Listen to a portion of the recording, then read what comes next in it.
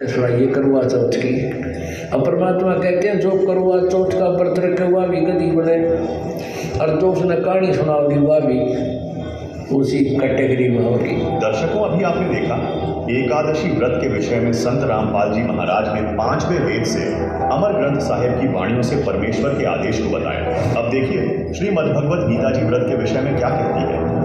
छठे अध्याय के 16वें श्लोक में फिर ये भी कहा कि अर्जुन यह योग न तो बहुत खाने वाले का और न बिल्कुल न खाने वाले का।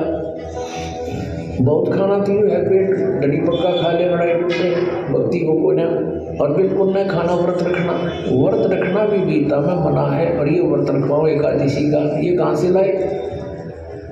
और न बहुत सहन करने वाले सोने वाले का, और न अधिक जागने वाले का सिद्ध होता है। यानी 16वें में तो ये भी कंसेप्ट क्लियर कर दिया है कि व्रत रखना भी व्यर्थ है। और ये एकादशी का व्रत तो बहुत महत्वपूर्ण बताते। तो ये लोक वेद है, दंत कथा है इनकी, वेद शास्त्र विधि रहित ज्ञान है, उसके करने से कुछ भी लाभ नहीं होगा। गीता जी अध्याय नंबर 16 के श्लोक नंबर 23 के अनुसार।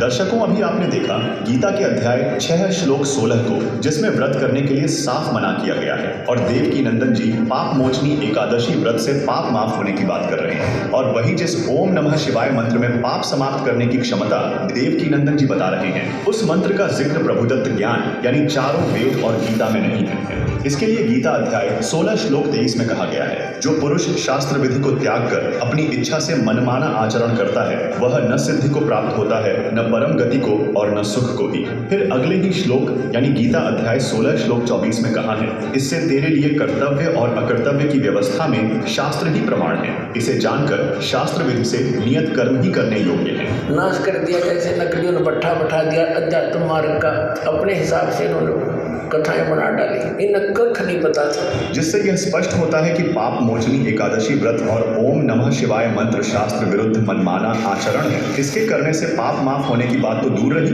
गीतानुसार कोई लाभ नहीं होना।